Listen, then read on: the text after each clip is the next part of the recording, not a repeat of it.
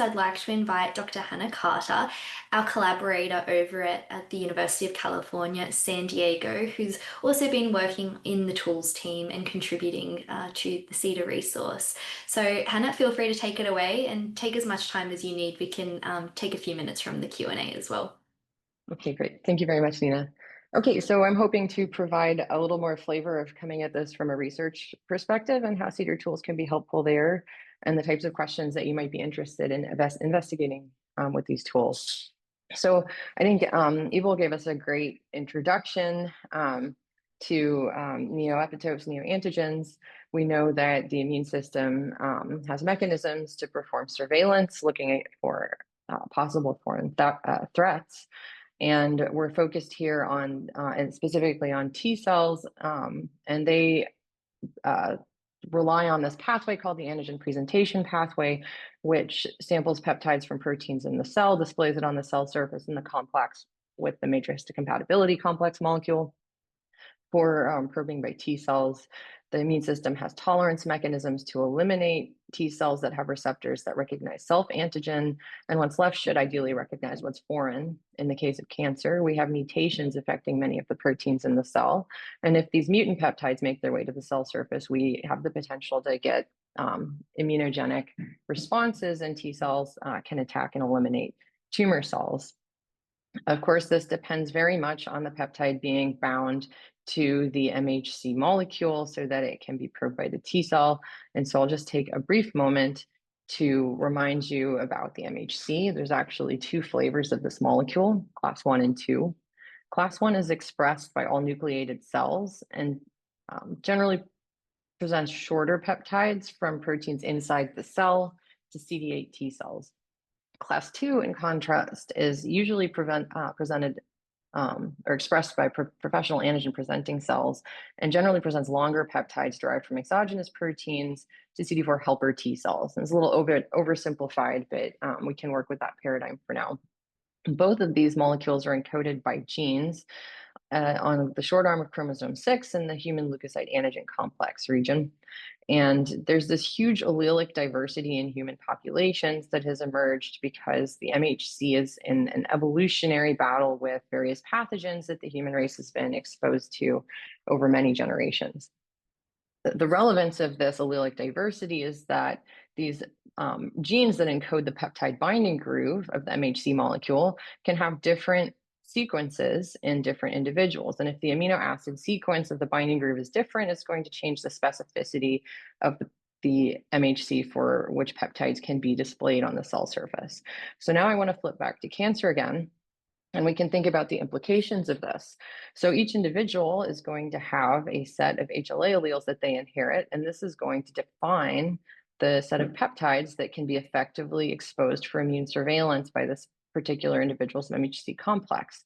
Here we're just looking at MHC1 with class 1 A, B, and C HLA alleles, but the same model can also be applied for MHC2. If we want to think about the implications of immune surveillance for cancer and anti-tumor immune responses, we might imagine that cancer-causing mutations can intersect with the space of immune surveillance, and for any given individual, some of their mutations are going to be exposed to the immune system, while others may effectively be invisible. So if we want to think about this in the context of cancer, we might suppose that these invisible mutations are not going to be constrained. And if we looked at many, many, many tumors, we would be more likely to observe this type of mutation than this type if the immune system is actively interacting with tumors during their evolution. This is something we set out to do a while back using computational tools because we now have these really rich data sets like the Cancer Genome Atlas, where there's 10,000 tumor sequences where we have their somatic mutations and can derive their HLA alleles. I'm not going to go into deriving the HLA alleles. There's a number of computational tools available to do that if you don't have experimental typing data available.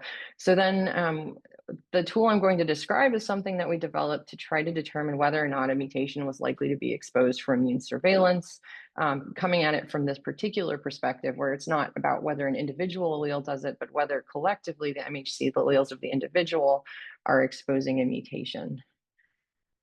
So just to give you a bit of intuition, as I'm going to describe this tool that is now available through the CEDAR website. It's going to be called PHBR, but The existing tool, NetMHCPan, and there's some similar methods as well, are very good at, for a single allele, assessing the peptide binding affinity of a given peptide sequence. And as I mentioned, where we're trying to go is to look at collectively all the alleles of an individual and whether any peptide overlapping a particular mutation is likely to be displayed on the cell surface, which would effectively expose this mutation to immune surveillance.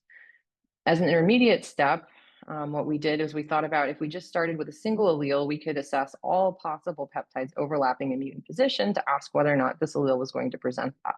And then from there, we can aggregate across the individual alleles. So we reasoned that in this setting where you have one allele and many different peptides, if all of these peptides are being generated, the one with the strongest binding affinity is going to dominate this landscape. So initially, we just start by taking the best ranking allele, which should be the best binder amongst these possible alternatives and therefore dominate that landscape. And we did test this assumption against mass spec data, where we generated a data set where we have peptides that are actually presented.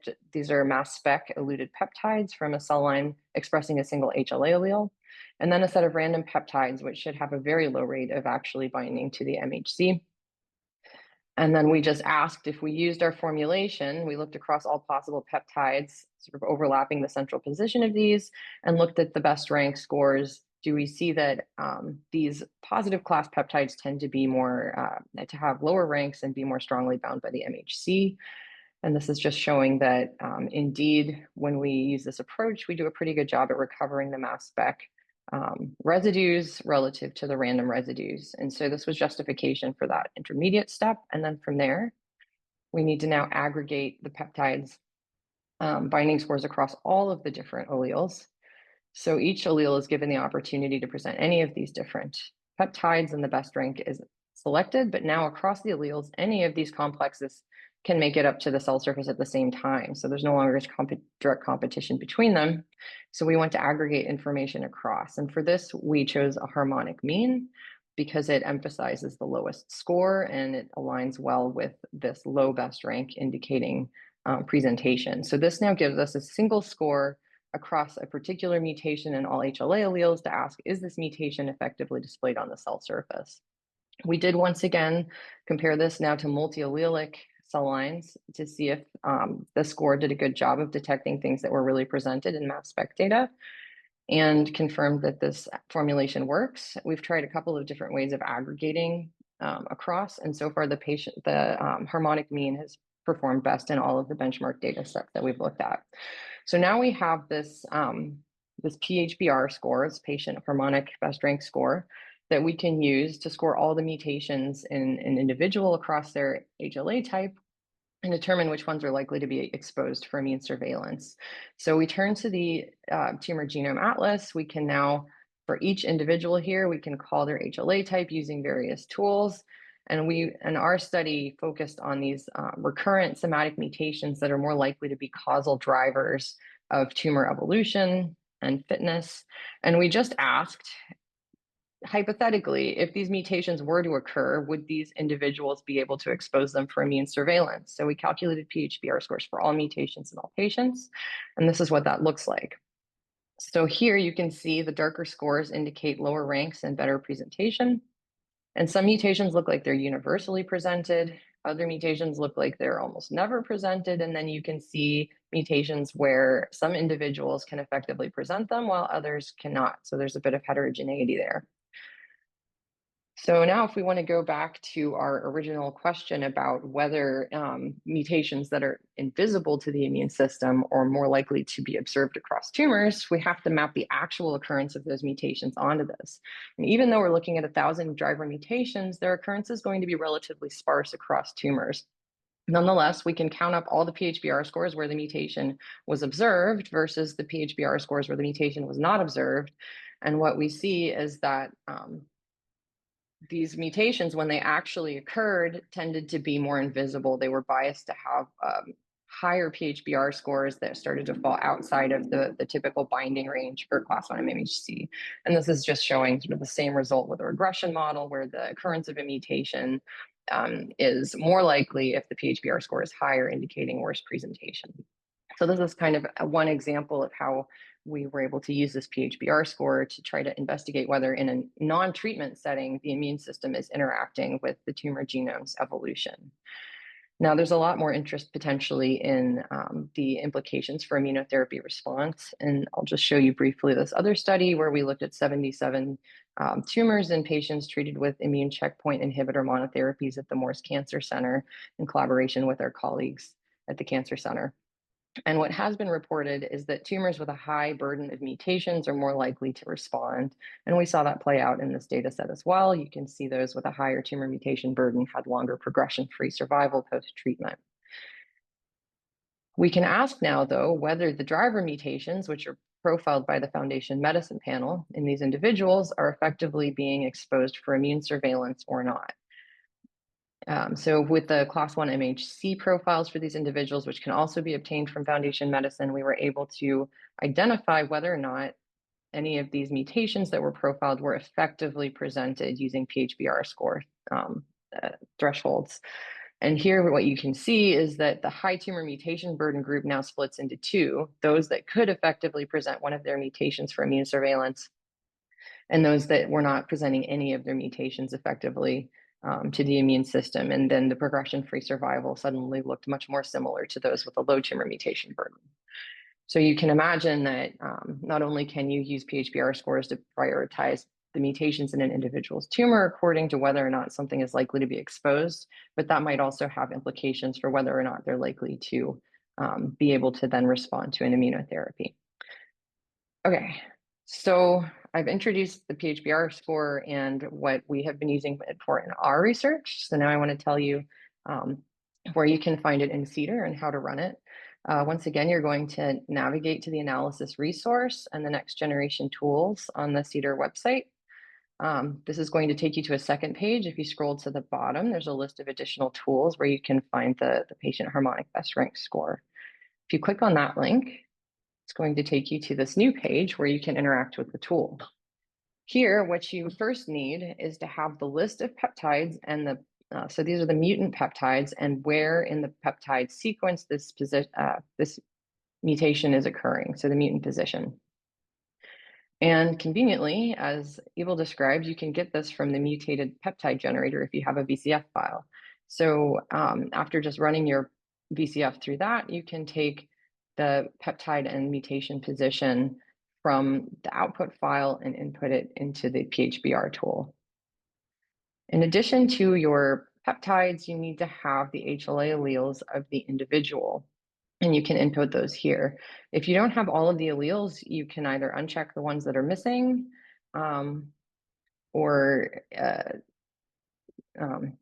yeah, you can consider, like, for example, if you are missing a particular allele, leaving it blank, and then the tool will calculate PHBR scores accounting for the alleles that are available. You can also choose different affinity prediction methods if you prefer. And then after that, I think you have all the parameters that you need to run the tool. As Ibel mentioned, if you have a lot of mutations, this might take time. So you may wish to add your job name and get an email when it completes, and then you're ready to go. You run the tool and you will get results. And as I mentioned, there's MHC1 and MHC2, thus we have PHBR1 and PHBR2 scores. So just a couple of practical notes. In the application I described, we were running this for over 1,000 mutations and 10,000 patients. You can imagine it would be really unwieldy to be inputting individual patients into the web tool. So that's what the API is for. This will allow you to scale it up to these analysis of large cohorts, whereas the tool itself is very useful for a small number of individuals.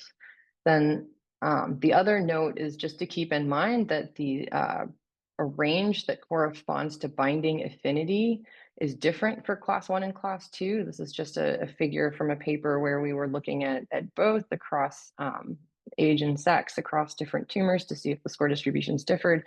And you can see that the PHBR2 scores tend to be a bit higher. Score cutoffs are not necessarily provided, but we have found that the weak and strong binding scores from NetMHCPan generally works very well also for the PHBR scores. However, the score cutoff might really depend on your specific application. That's just something to think about. Okay, so I introduced the PHBR score, showed a couple of applications in the research setting and how you can access and run it on the CEDAR website.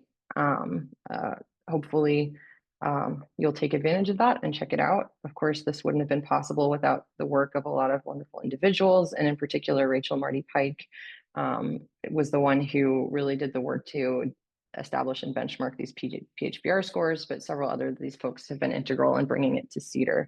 So thank you very much for your attention. Thank you so much, Hannah, for that wonderful presentation. And it's great to see tools come to life in a practical example with some of our collaborators as well. So that's really wonderful. I will give Hannah a few minutes to have a look at the Q&A because we do have some questions coming through. So as a reminder, if you do have some questions, please do pop them in the Q&A function. In addition, because we're heading into our last hour of the short course, I have just popped in the chat as well a link to our feedback survey. This should pop up when the webinar ends, but if you'd like to start filling it out a little sooner, you're more than welcome. As we mentioned at the start, this is our very first CEDAR specific short course, so we very much welcome your feedback on how we can improve for the next one.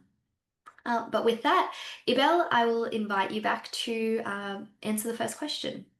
Okay, thank you very much, Nina. So the first question that we have is if we can generate fusion peptides. I guess this question is related to the mutated peptide generator. And currently, our mutated peptide generator only accepts somatic mutations comprising single nucleotide variants and short insertions and deletions, but we are currently trying to improve our tool by including fusion peptides because we know that there is an increased interest in predicting peptides from different sources. So this is a super important question, and we will try to address this in the future.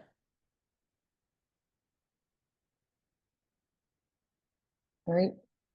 I'll answer the next question. What prediction method does PHBR use, and how do you find out the HLAs? So PHBR it can use any peptide binding affinity prediction to generate the PHBR score. We use NetMHCPan, and that is, I think you have some options to choose through the PHBR tool website. In terms of finding out the HLAs, there's a number of great bioinformatic tools available if you have whole exome sequencing. We have frequently now been using HLA-HD, but I would encourage you to investigate the various tools. If some people may have HLA information directly from experimental testing, but it's pretty straightforward to get them now from exome sequencing data.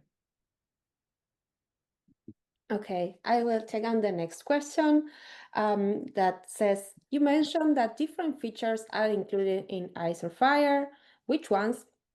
And I will quickly share my screen and to show you the importance and the features that are included in IsoFire model.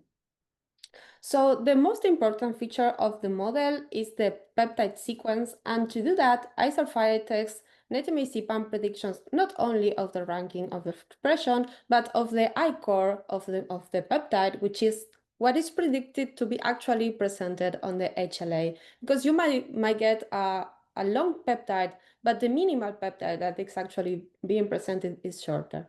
So IsoFire takes into account the I-core and the composition of the I-core, the expression that you can input your expression values, from example, from an RNA-seq experiment, or you can use PepX to impute the expression values. And also IsoFire calculates a Blossom score that compares the mutant and wild-type peptides to see if they are similar or different between each other. So these are the main features that are included in IsoFire model. Okay, I can take the next question. There's a question, where do the expression values come from for PepX? So PepX provides the user the option to choose from a number of different sources for the expression. These are all coming usually from RNA sequencing across various tissue data sets.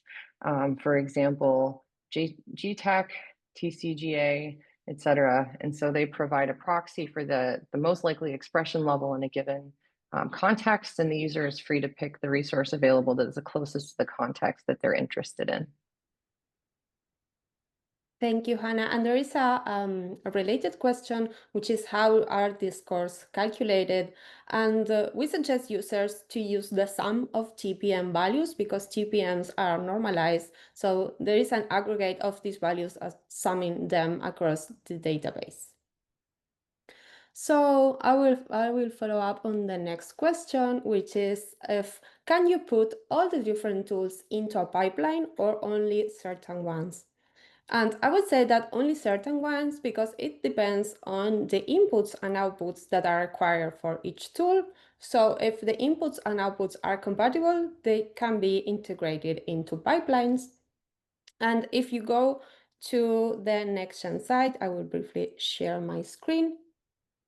And you access all the list of tools. The ones that have a star are the ones that are still implemented only in the legacy site. So these tools cannot be integrated in pipelines yet, but we are actively working on implementing all the tools in the next-gen site. So tools that are in the next-gen site can be integrated into pipelines depending on the inputs and outputs of the tools.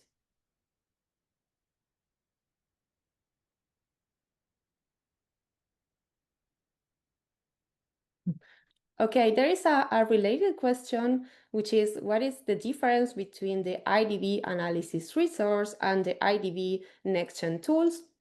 And if there are some of those tools for free commercial use. So the analysis resource comprise all the tools that we provide, both through the next-gen site and the legacy site to perform analysis and predictions. And the next-gen site, so the tools that are implemented both in the next-gen site and in the legacy site are the same. So you can run it in both sites. We suggest to use the next-gen site because it has increased features and also to run pipelines, for example, and the interface is more user-friendly.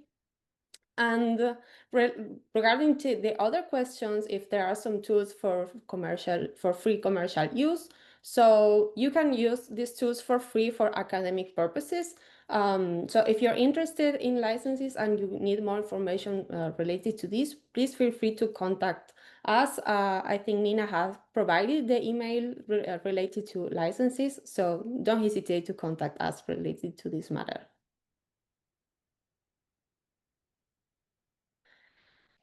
And we have another question relating to the mutant implementation generator, which is why only SNP annotations and not BEP?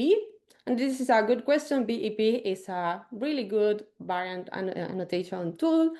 We actually use SNPF currently because the format of these outputs is different, and we selected to use SNPF, but BEP is also a fair tool. Right now, it's not compatible, the format on our mutated peptide generator. So that's the main reason. Amazing. Thank you so much, Ibel. Thank you so much, Hannah. I'll give everyone just another minute. We have a couple of minutes in case any other last questions come through. But I did want to reiterate how wonderful the next generation tools are, because it actually was born out of the feedback from our users.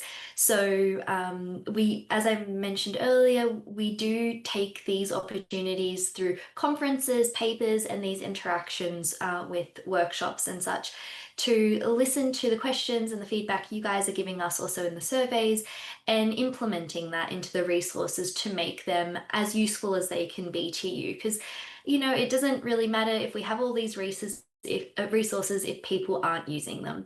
So the next generation tools actually came out of this feedback where everyone was saying, we love the tools that are available currently, but it would be really great to be able to use the output of one tool directly as input into the next tool without opening multiple windows, without, 10s or 20 plus clicks and exporting and downloading and things like that. So we definitely took this feedback to heart and spent a number of years creating wireframes for what this pipelined feature could look like, what tools make sense being paired together. It underwent not only internal design, but we took those designs externally to some of our expert committee members. These are power users that really enjoy our resources, and they were able to review our designs and some of our test sites and give us feedback on those.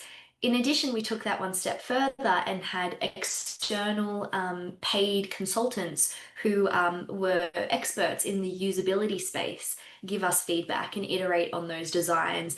And then after many iterations of these website wireframes, then we actually started developing the next generation tools. And so really all of this is to say it's thanks to the users for giving us the feedback and giving us the ideas on how we can make our resources more useful to the research community. So I think that's a little great case study in itself.